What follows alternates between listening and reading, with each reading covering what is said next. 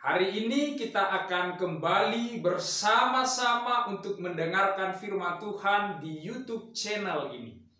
Tapi sebelum kita mendengarkan firman Tuhan, mari kita satukan hati, kita bersatu di dalam doa. Damai sejahtera Allah Bapa yang melampaui segala akal dan pikiran, itulah yang memelihara hatimu di dalam Kristus Yesus. Amin. Firman Tuhan hari ini tertulis dalam Markus pasal 1 ayat 16 sampai ayat yang ke-20. Demikianlah firman Tuhan. Yesus memanggil murid-murid yang pertama. Ketika Yesus sedang berjalan menyusur danau Galilea, ia melihat Simon dan Andreas, saudara Simon. Mereka sedang menebarkan jala di danau, sebab mereka penjala ikan. Yesus berkata kepada mereka, "Mari, ikutlah aku, dan kamu akan kujadikan penjala manusia." Lalu mereka pun segera meninggalkan jalannya dan mengikuti dia. Dan setelah Yesus meneruskan perjalanannya sedikit lagi, dilihatnya Yakobus, anak Zebedeus, dan Yohanes saudaranya, sedang membereskan jala di dalam perahu. Yesus segera memanggil mereka, dan mereka meninggalkan ayahnya Zebedeus di dalam perahu bersama orang-orang upahannya, lalu mengikuti dia. Demikianlah pembacaan firman Tuhan pada hari ini.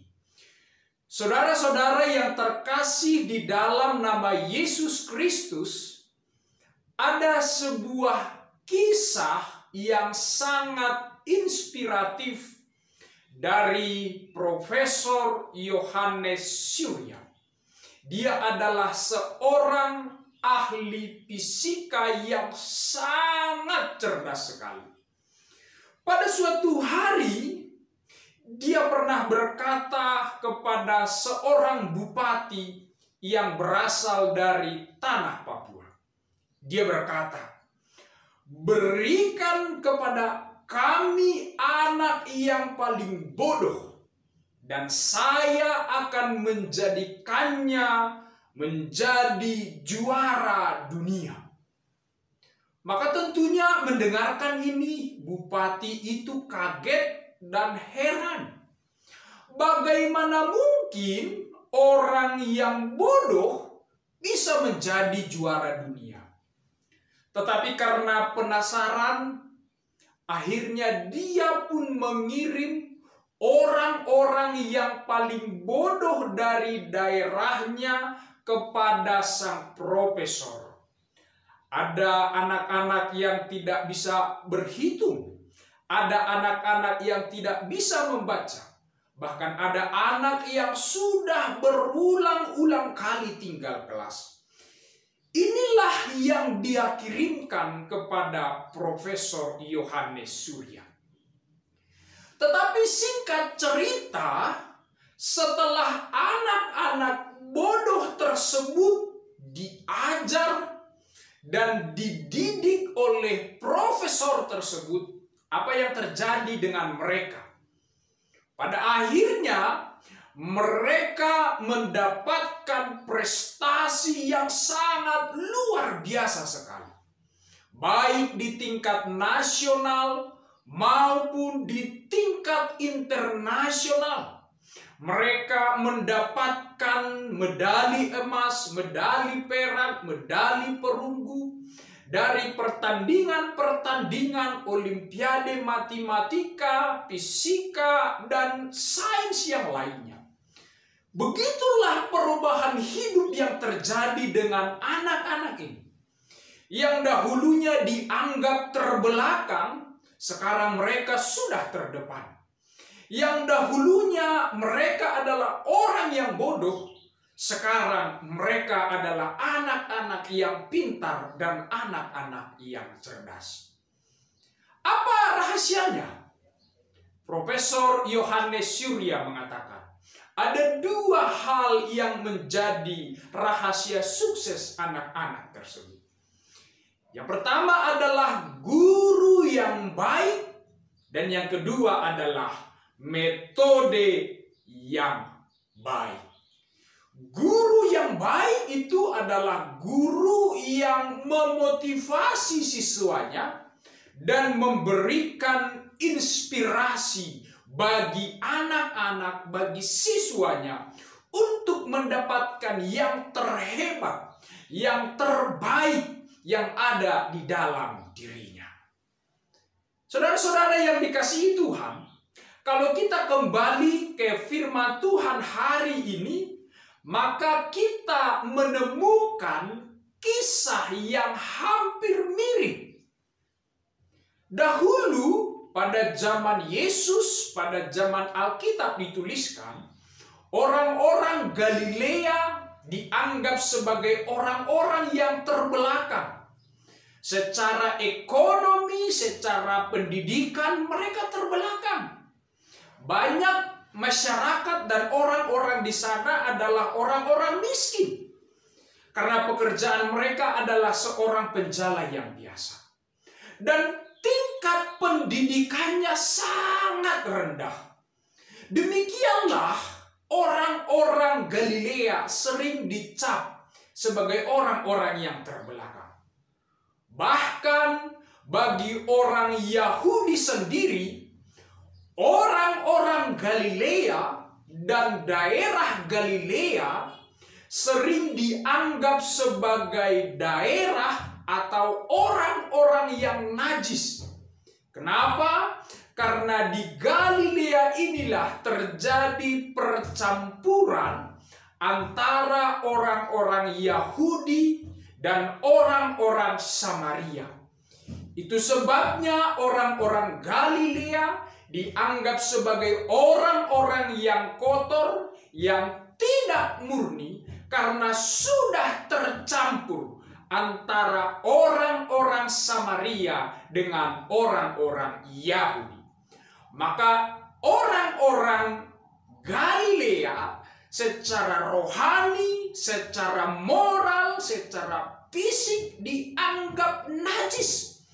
Dan di sanalah tempatnya roh-roh jahat dan berbagai sumber-sumber penyakit di tengah-tengah kehidupan orang-orang pada saat itu. Karena itu tidak mengherankan jika orang-orang Galilea sering dianggap, sering disebut sebagai ejekan pada keterbelakangan dan kenajisan. Tetapi saudara-saudara yang dikasihi Tuhan, kita melihat dalam teks ini, Yesus sendiri justru datang ke daerah itu. Bukan hanya mengunjungi Galilea, tetapi memanggil murid-muridnya dari sana dan orang-orang Galilea. Apa yang dilihat orang lain sebagai orang-orang terhina, orang-orang najis, dan orang-orang bodoh, justru dari sanalah Yesus memanggil murid-muridnya. Karena sering sekali apa yang dianggap dunia ini hina, bodoh, justru itulah yang dipilih dan dipakai oleh Allah. Maka ketika Yesus melihat Simon dan Andreas, Yesus memanggil mereka menjadi muridnya. Yesus berkata, "Ikutlah aku dan kamu akan kujadikan menjadi penjala manusia." Mengikut Yesus bukan hanya sekedar berjalan di belakang Yesus. Bukan hanya sekedar melakukan apa yang diperintahkan oleh Yesus. Mengikut Yesus sama dengan mendapatkan kehidupan. Berarti ketika Yesus berkata kepada mereka, "Ikutlah aku." Sesungguhnya saat itu Yesus sedang menawarkan kehidupan yang baru kepada murid-muridnya. Sebab di dalam Dia dan oleh Dialah kehidupan itu ada. Yesus menawarkan mereka untuk mengikuti Dia, untuk mendapatkan kehidupan itu. Sekaligus Yesus menjadikan mereka menjadi penjala manusia. Tentu yang menjadi pertanyaan bagi kita hari ini adalah, apa perbedaan antara penjala manusia dan penjala ikan? Penjala ikan berarti menangkap ikan-ikan yang hidup kemudian berubah menjadi mati. Tetapi penjala manusia adalah menangkap jiwa-jiwa yang mati untuk memberikan kepada mereka kehidupan di dalam Yesus Kristus. Inilah misi utama murid-murid yang dipanggil oleh Yesus untuk memberitakan, untuk membawakan kehidupan kepada orang-orang yang belum mengenal Yesus Kristus. Dan sangat menarik respon murid-murid itu ketika dipanggil oleh Yesus. Dalam Alkitab dicatatkan, lalu mereka pun segera meninggalkan jalannya dan mengikuti Dia. Mereka tidak menolak panggilan Yesus. Mereka tidak memiliki alasannya. Masih bekerja, masih sebagai nelayan, masih muda atau apapun, mereka tidak mengatakan itu. Ketika mereka mendengar panggilan dari Yesus, mereka segera mengikuti Yesus. Kisah yang sama juga terjadi kepada Yakobus dan Yohanes. Ketika Yesus memanggil mereka, mereka segera mengikuti Yesus, meninggalkan ayahnya dan meninggalkan orang-orang upahan ayahnya. Ada komitmen dalam hati mereka bahwa mereka akan mengikuti Yesus pada saat itu. Ada keputusan yang benar dari hati murid-murid untuk mengikuti Yesus. Keputusan mereka untuk mengikuti Yesus bukanlah keputusan yang asal keputusan. Bukanlah keputusan yang sembarangan. Tapi itu adalah keputusan iman mereka. Apa yang membuat mereka mengikut Yesus? Apakah karena pertimbangan ekonomis? Bukan. Apakah karena pertimbangan sosial yang lebih baik? Bukan. Apakah karena pertimbangan kehormatan, akan mendapatkan kehormatan dari orang banyak? Bukan. Tapi mereka mengikuti Yesus karena mereka melihat ada kuasa, ada otoritas di dalam Yesus sebagai guru. Itulah yang menggerakkan hati dan pikiran mereka, sehingga saat itu mereka berkata, mengikut Yesus adalah keputusan. Maka saudara-saudara yang dikasihi Tuhan, mereka murid-murid yang biasa, orang-orang yang biasa, atau orang-orang yang dianggap terbelakang. Mereka dipakai Yesus menjadi murid-murid yang luar biasa. Jika murid saat itu pun bisa dipakai oleh Yesus, maka Anda, saudara dan saya juga hari ini bisa dipakai oleh Tuhan menjadi murid yang biasa. Kuncinya bukan pada apa yang saya punya, apa kekuatanku, apa yang saya miliki, tetapi kesediaan hati, komitmen yang teguh menjadi murid yang setia di dalam Yesus Kristus. Saudara dan kita semua harus ingat bahwa mengikut Yesus itu tidaklah selalu mudah. Sebab kita harus memikul salib dan menyangkal diri. Kita harus berjuang, berkorban untuk Kita harus mengutamakan firman Allah. Kita harus mengutamakan kehendak Allah daripada kehendak kita.